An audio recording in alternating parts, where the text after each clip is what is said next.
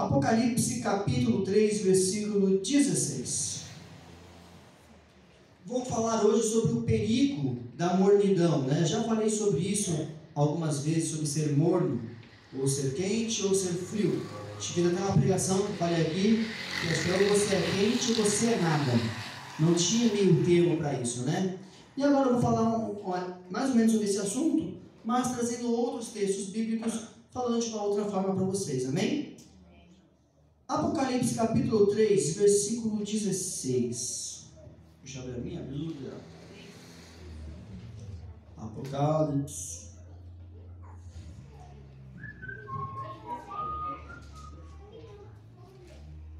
Eu não quero ninguém mais. Eu não quero nada mais.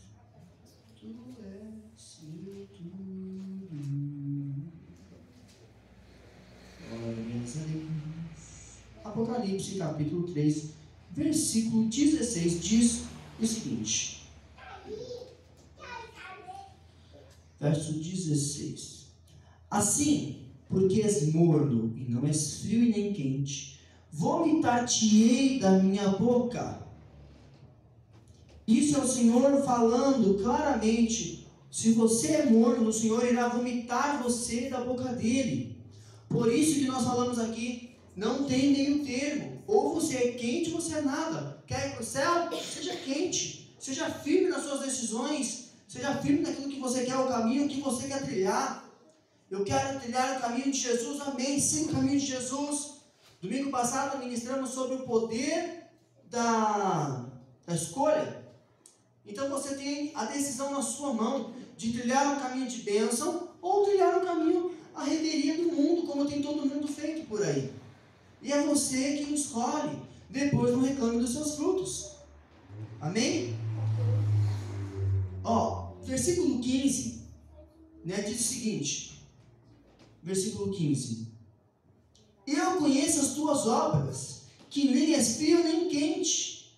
Bom seria se fosses frio ou quente. Ou seja, ou você é ou você não é. Ponto. Não tem segredo. Mas você é morno, aí você fica, hora eu estou aqui, hora eu estou lá, resolve de nada. É a mesma coisa que continuar sendo frio. É melhor você nem chegar lá do que você chegar e for vomitado da boca de Deus. Do que você chegar lá e falar assim, e ouvir da boca do Senhor, apartai-vos de mim porque eu nunca te conheci. Mas Senhor, expulsei demônios em teu nome, fiz milagres, fiz isso, estive todos os domingos na igreja. Nunca te conheci. Você me honrava com seus lábios, mas o seu coração estava muito longe de mim. Presta atenção nisso aqui. A Bíblia também vai falar, aonde está o seu tesouro, ali está o seu coração. Se o seu tesouro, aquilo que é mais importante para você, não está aqui dentro, não está nas Escrituras, você está com um sério problema. Se o seu tesouro está nas amizades, eu vou falar, se o seu tesouro está no seu trabalho, se o seu tesouro está na sua namorada, no seu esposo, na sua esposa, na sua família, você está com um problema.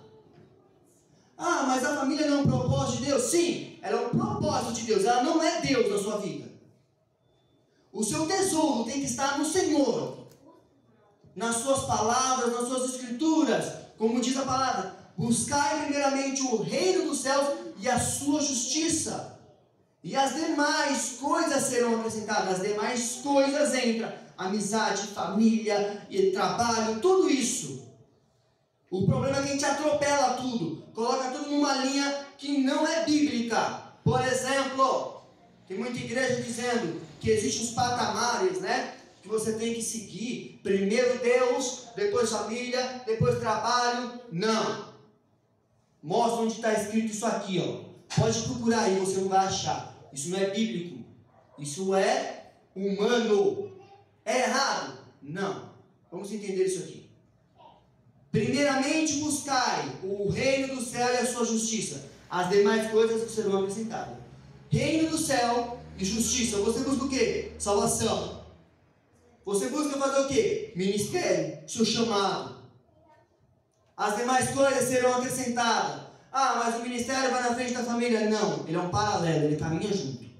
Não tem como eu guiar um ministério se eu não consigo guiar a minha casa. Eu preciso, ele anda paralelo. Nenhum pastor ou pastora vai ter filhos perfeitos. Filhos de crente não são netos de Deus. Nós tivemos as nossas experiências com Deus e os nossos filhos também precisam ter. E nós precisamos gerar essas experiências neles. Entende? E não forçar elas. Bom, eu achando que está aqui, vamos lá. Cristianismo morno não sustenta um altar aceso. Se eu quero queimar pelo Senhor, eu quero arder pelo Senhor, eu quero me emocionar pelo Senhor, eu preciso manter o altar aceso. E eu não consigo manter o altar aceso na mornidão. Eu preciso estar quente. Já falei aqui, mas falo de novo. Existem temperaturas específicas para entrar em ebulição. Eu preciso de uma temperatura, senão não adianta, eu não consigo chegar. Vou dar um exemplo. As pessoas às vezes já viram, né? Quando vai acampar, você pega um graveto, raspa ele assim num pedaço de madeira, com palha e vai fazer fumaça, certo? O que você está fazendo? Energia mecânica. Você está ali, ó, fazendo energia mecânica. Vai gerando calor. Naquele atrito entre a madeira vai gerando calor. Você vai gerando calorias. Quando ela chega numa temperatura específica para que a madeira pegue fogo, aí sim ela acende. Então eu não posso parar. Eu preciso estar sempre queimando. Eu não posso baixar a minha temperatura. Eu preciso estar sempre quente na presença do Senhor. Morno representa a indiferença espiritual.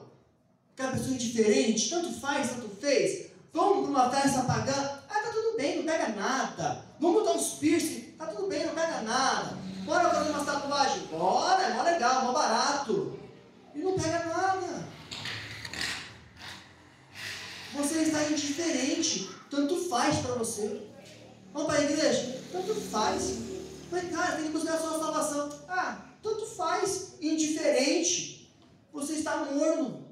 E não sabe. Ou sabe e quer continuar assim. Por quê? Porque está tão apagado, está tão morno, que você já não tem mais nem energia para conseguir acender de novo. Você precisa do Senhor, você precisa de amigos de Deus. Você precisa mudar suas companhias. Senão você vai continuar morno. Alguém que fala de Deus, mas não vive Deus. Deus prefere alguém frio, ou seja, longe dele, mas com sinceridade. É uma pessoa verdadeira. Deus, não está nada legal, não estou bem, tá? Estou aqui, ó, um passo para trás, eu estou frio mesmo. Mas não, o morno ele fala de Deus, ele fala de Jesus, ele sobe no altar, ele prega, ele canta, ele pula, ele se emociona na hora do louvor, ele grita. Mas quando está fora da igreja, apagou, não tem mais nada, é só momentâneo.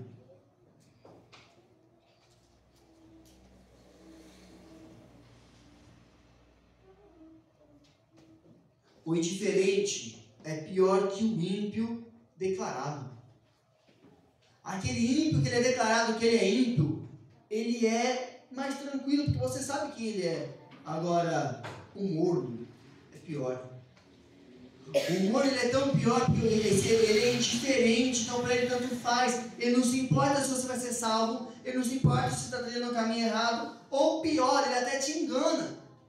Ele fala, não, vai lá, pode pecar, tá tudo bem, Jesus te perdoa depois. Não, vai lá, marca o seu corpo, tá tudo bem. Mas a Bíblia fala, esquece que a Bíblia fala, isso é besteira. Pode ir lá, eu disse, não precisa dar não, fica tranquilo, dinheiro é seu, você trabalhou. Não vai enriquecer o pastor não, né? Mas o dono da biqueira a gente pode enriquecer, o dono do bar a gente pode enriquecer. Coisas são conduzidas e criadas para destruição de família, destruição de caráter humano.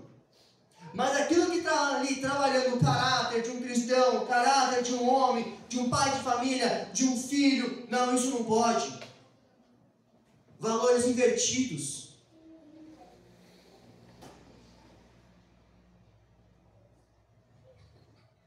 O ímpio, pode até se arrepender, mas o indiferente acredita que está bem e não vê necessidade nenhuma de alguma mudança. Tá tudo bem, aqui onde eu estou tá legal, tá tudo sossegado, não me força não. Sabe? Por isso que o ímpio é melhor, o ímpio declarado é melhor do que o morno. Indiferente. Um cristianismo de aparência não sustenta a sua alma. Ir na igreja, roupas, vestes, doutrina, segue à risca. Mas a sua alma destruída. Não tem bons relacionamentos com os filhos, não tem bom relacionamento entre esposo e esposa, não tem bom relacionamento familiar. E aí vale do que tudo isso? Suas roupas não vão te levar para o céu, seu cabelo cortado, comprido, longo, com véu ou sem véu, não vai te levar para o céu. A sua regra de beata, de estar sempre rigorosamente no horário, nos cultos, não vai te levar para o céu. As obras que você faz para ajudar as pessoas lá fora, não vai te levar para o céu. Jesus foi claro, não por obras, para que ninguém vos glorie. Ninguém se glorie e fala assim, eu vou para o céu porque eu sou bom, porque eu faço isso, eu tenho passagem direta. Mentira do diabo, você não tem. Existe um caminho, e ele é claro e nítido. Jesus disse isso. Existe um caminho para o aprisco. Aquele que corta um caminho, ou seja, aquele que vai por lá e cria um atalho, é ladrão. Não seja ladrão. Tem um caminho para ser seguido, tem um caminho para você entrar no aprisco, siga esse caminho, as escrituras já te revelam. Você não precisa seguir doutrinas pesadas, enfadosas, que não vão te levar a lugar nenhum. Você tem que ter sim, um senso civil e moral, isso é nítido. Todo ser humano tem isso já, só que às vezes, por conta de culturas e crenças, você apaga isso em você. Você tem que ter moralidade. Você tem que entender a questão civil de onde você vive. E seguir à risca tudo isso. A Bíblia também te ensina sobre isso. O livro de Levíticos também fala sobre leis morais, leis civis e tudo mais.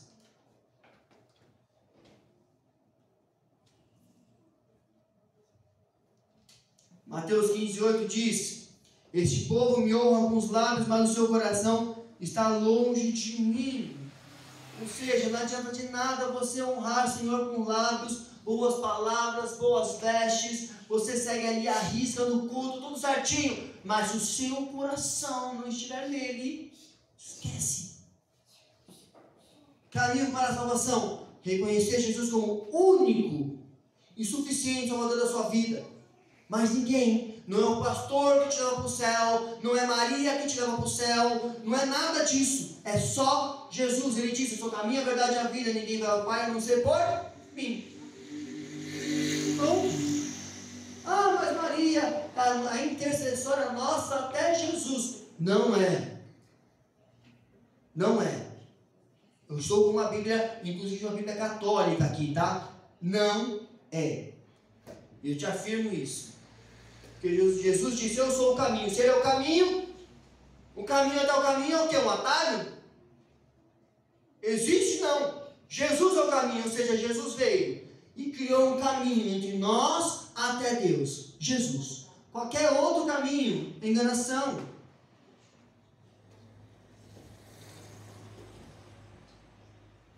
Hoje em dia a gente vê muito crente que se diz ser crente apenas por vestes e roupas.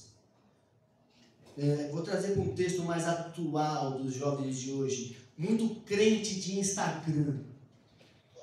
Isso é o que nós mais temos. Mas poucos altares queimados no secreto. Não queimam mais no secreto, queimam na igreja só. Quando está na sua casa, no seu quarto trancado, está vendo outra coisa no celular. Está alimentando a sua carne e não o teu espírito. Está queimando qualquer coisa, mesmo que a sua alma. É fácil parecer fiel aos domingos, difícil obedecer quando ninguém está te vendo. A essência do discipulado é a sua fidelidade no oculto, onde só você e o Senhor estão presentes. Daniel orava no secreto, mesmo quando isso poderia levar ele na cova dos leões. Ele ouviu falar que poderia ser levado às covas dos leões. Ele ouviu dizer do decreto do rei. Mesmo assim, ele dobrou os seus joelhos e ele orou no secreto. E para ser afrontoso, abre a janela, deixa ele ver. Quem quer ver? Dobrou os joelhos e foi queimar. Entenda, você precisa estar buscando muito mais no secreto do que dentro da igreja. Dentro da igreja a gente se reúne como um corpo de Cristo para adorar e engrandecer o nome dele. Recebemos uma palavra de bênção, sim, um direcionamento no céu. Mas aqui é um momento de entrega. Eu preciso viver lá dentro da minha casa, dentro do meu quarto. Ah, pastor, mas o ambiente da minha casa é complicado. Não dá para orar. Meu irmão fica ouvindo funk. Minha mãe não sei o que. Meu pai não sei o que. Dobra o joelho no seu quarto e ora. Crie você esse ambiente que ainda não existe lá dentro. Seja você o caminho que Jesus vai usar para te conectar a sua família até Deus. A Bíblia fala que quando você aceita o Senhor Jesus, a salvação ela entra dentro da sua casa. Ministramos no domingo passado sobre isso. Existem dois caminhos. Quando você escolhe o caminho do Senhor, é você e a tua descendência. Crie você o ambiente que o seu lar precisa. Crie você o ambiente que seus filhos, seus pais, amigos precisam. Manter o altar aceso no meio da correria é difícil. Trabalho, escola, um monte de coisa, faculdade. A gente fica com dificuldade. A vida é uma vida agitada, uma vida corrida. Mas Levítico 6,13 diz: o fogo arderá continuamente sobre o altar, não se apagará. Você precisa acreditar nisso e não deixar esse fogo apagar. Faça com que esse fogo continue sendo constante. Só que para este fogo ser constante, você precisa ser disciplinado. Tenha disciplina. Ore, seja pela manhã, seja de noite, seja de tarde, não importa. Ore. Ore ao Senhor. Se estiver na correria do trabalho, meu Deus, eu esqueci de orar. Pede licença naquele momento, vai no banheiro, 2 minutos no banheiro, tira um tempo com Deus, fala com Ele. Escuta uma devocional, leia uma devocional. Faça a sua devocional se tiver mais tempo. Mas não deixe de queimar pelo Senhor. Não deixe o seu altar apagar. A palavra do Senhor é o alimento. Se você não comer comida normal, você vai ter anemia. Vai ficar fraco. Não vai ter força para comer nada. Ficar 2 dias sem comer, você, meu Deus, vai acabar de morrer. Hoje em dia, né?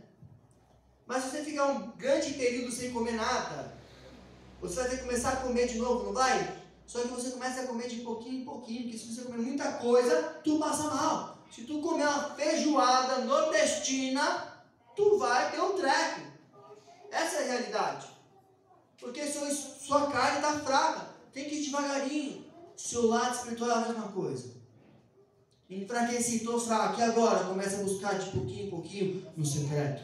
Começa a orar. Começa a falar com Deus. Começa a voltar a ler a Bíblia. Começa a ouvir a palavra do Senhor. Escute as ministrações. Vá no YouTube. Vê as mensagens da igreja lá. Escuta elas. Vai deixando Deus falar com você. E assim você mantém o altar aceso, queimando pelo Senhor. Só mantém o fogo do Espírito quem alimenta o altar com oração, palavra e comunhão. Eu oro, eu leio a Bíblia, mas eu não tenho comunhão com os meus irmãos, não vale de nada. Ah, então eu não gosto de gente, o problema é seu. No céu vai ter um monte de gente, aprende a gostar. Ah, mas é difícil. Aprende a gostar. Lembra que eu já falei sobre decisões? o poder da escolha, escolha isso. Escolha mudar, escolha ser diferente. Eu conheci um rapaz na minha adolescência. Pude ali durante um período curto ministrar ele, discipular ele. Acho que é Daniel, o nome dele, Daniel ou Gabriel? Acho que é Daniel. Não lembro. Acho que é Daniel, né? Lá do... Isso. É Daniel, né? O menino travado, calado, João, não falava nada. Não tinha amizade na escola. Era preso. Tinha uma dificuldade enorme de comunicar. Era pior que o Guilherme. Guilherme descomunica quando ele quer. Aquele não. Ele queria alguma coisa, ele estava com você, ele estava assim, te olhando, mas ele não pedia. Não conseguia. Na escola, travava tudo. Não conseguia dar uma resposta. Quando ia falar alguma coisa, gaguejava. Comecei a trazer esse menino para perto. Vamos lá, vamos ser diferente. Vamos não sei o quê. Não sei se eu estou errado em dizer isso, mas eu acho que ele é líder do louvor hoje lá, na igreja deles. Ensinei música para o menino. Começou ali a tocar.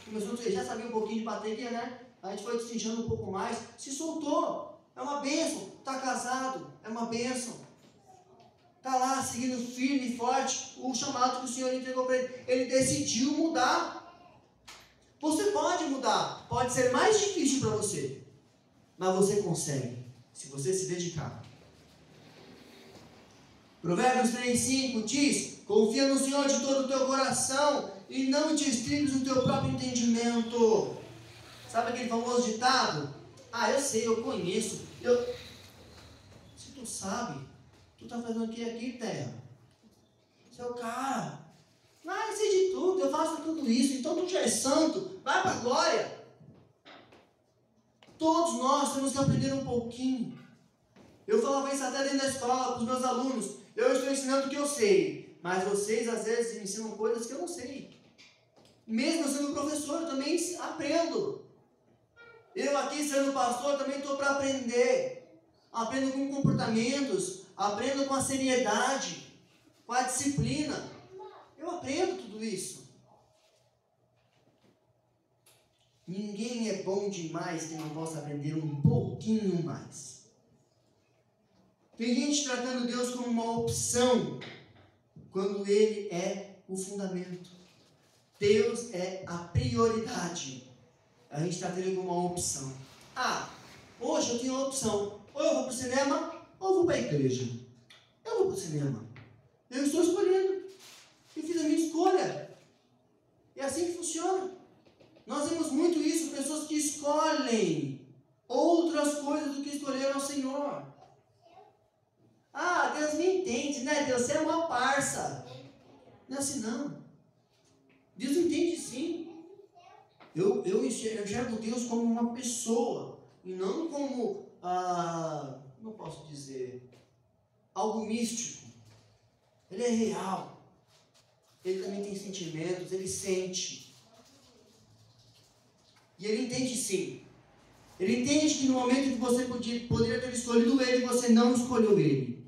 Você escolheu outra pessoa. Sabe aquela história de que o pai liga para o filho e fala: filho, eu vou te buscar. E aí o filho se prepara, se arruma todo e o filho não vai, e o pai não vai. O pai escolheu ir para um outro caminho. É assim que a gente faz com Deus. Eu tenho a opção de ir para a igreja e ir para outro lugar. E agora, o que eu vou fazer? Então você vai esse programa. Eu vou para a igreja. Você fala na semana inteira: quinta-feira eu vou para o culto e domingo eu vou para o culto. Aí quando chega quinta-feira, saiu uma série nova na Netflix, não assisti? Vamos, né? Depois eu vou para o culto. Você escolheu. Mas o Senhor esteve presente, o Senhor se preparou para você. O Senhor queria que você escutasse uma palavra. Não, hoje eu vou fazer aquele pastorzinho colocar um louvor que vai tocar na alma dele. Hoje eu vou te entregar uma palavra e através dessa palavra eu vou trazer este meu filho para mais perto de mim. E você não vem. Ele entende. Fique em paz. Deus entende que você não escolheu ele. Deus entende que você prefere outras coisas do que ele. É assim que Deus entende. Mas mesmo assim, ele continua sempre te trazendo mais e mais oportunidades. Decidir sem oração é um orgulho disfarçado de pressa. Sabe aquele negócio? Eu tenho pressa, por isso que eu tomei a decisão e eu não orei. Mentira. É que você se sente autossuficiente, bom o suficiente para decidir as coisas sem perguntar para Deus. Você se sente bom o suficiente para tomar uma decisão sem consultar a Deus. Deus não é o seu plano B. Ele é o começo de tudo. E muitos têm colocado Deus como um plano B. Quando der, eu vou à igreja. Quando der, eu aceito Jesus. Quando der, eu me batizo. Quando der, já foi. Passou, você morreu. E aí? Do que valeu o esperar? Todo esse seu orgulho disfarçado de pressa. É que foi tão corrido, foi corrido não. E que você é orgulhoso. Você teve tempo para tudo. Teve tempo para ver vídeo no Instagram. Teve tempo para responder as pessoas no WhatsApp. Teve tempo para ver meme. Teve tempo para fazer tudo. E não teve tempo para Deus? Não teve tempo para dobrar o seu joelho 2 minutos e falar com Jesus? Quando Deus entra, tudo muda. Romanos 12:2 vai dizer: e não vos conformeis com este mundo, mas transformai-vos pela renovação da vossa mente. Nós temos renovado o mundo, temos transformado o mundo por uma mente nova. Mais uma vez aqui eu aviso: se tem uma dificuldade, um problema, eu preciso entender que eu preciso mudar. Se eu preciso mudar, renovar a minha mente. E aonde renova minha mente? Na palavra do Senhor. Eu aprendi assim. As escrituras dizem que é assim. Não dizem, então não é. Preciso mudar meu pensamento. Se nada mudou depois que você conheceu Jesus, talvez você só tenha mudado de ambiente e não de vida. Você não está mais no ambiente que você estava, não pratica mais as coisas que você praticava, mas você não mudou. Emocionalmente você é o mesmo. Você é a mesma pessoa calada, quieta, que não gosta de pessoas. Você é a mesma pessoa com os mesmos traumas, não mudou nada na sua vida. Então você só mudou de ambiente. Ele entrou para o clube gospel, mas não entrou para uma vida com Deus.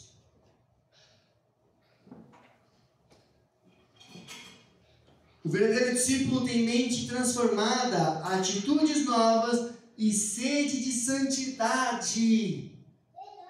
Você tem sede de santidade, você quer mais de Deus, você tem sede, vontade da presença do Senhor. Veja o que aconteceu com os 2 discípulos a caminho de Emaús. Jesus havia morrido, ok, e eles viram todo aquele cenário, os discípulos todos tristes, todos num canto. Esperou 1 dia, 2 dias, meu Deus, vamos embora, já acabou. O Messias não tem mais os milagres, não tem mais os sinais. Jesus morreu, ele era apenas um profeta. Deram as costas e foram embora, partiram. Mas quando eles estão descendo, eles encontram um homem, começam a conversar com ele, nem reconheceram mais que era Jesus, porque já estavam mornos. Quando você já está morno, Jesus passa do seu lado e você nem percebe. Porque o seu coração não queima mais, você não tem mais vontade, você não tem mais sede. E a oportunidade passa diante dos seus olhos e você descarta. Esses 2 homens da caminho de Emaús começaram a falar com Jesus e gostaram da palavra dele. Ele fala legal, fala bem, aleluia. E assim vai tocando, e assim vai fazendo, e assim vai movendo. Mas quando Jesus parte o pão, eles reconhecem que no partir do pão era Jesus. E Jesus então some da presença dele. O que eles fazem? Eles voltam para a cidade. Ou seja, atitude nova, sede e santidade. Voltou a ter sede, voltou a ter fome e foi buscar santidade. Aquele que adquire sabedoria e não aplica é como uma árvore frondosa, sem fruto. Uma árvore linda, bonita, mas não tem fruto. Fala bem, prega bem, canta bem e tal, mas não tem frutos do Espírito. Não age com mansidão, não tem domínio próprio, não segue a paz com todos, tem uma dificuldade com tudo. frutos do Espírito. Precisamos buscar e manifestar cada vez mais os frutos do Espírito para vivermos sempre quentes na presença do Senhor e não mornos. Amém? Se coloque de pé em nome de Jesus.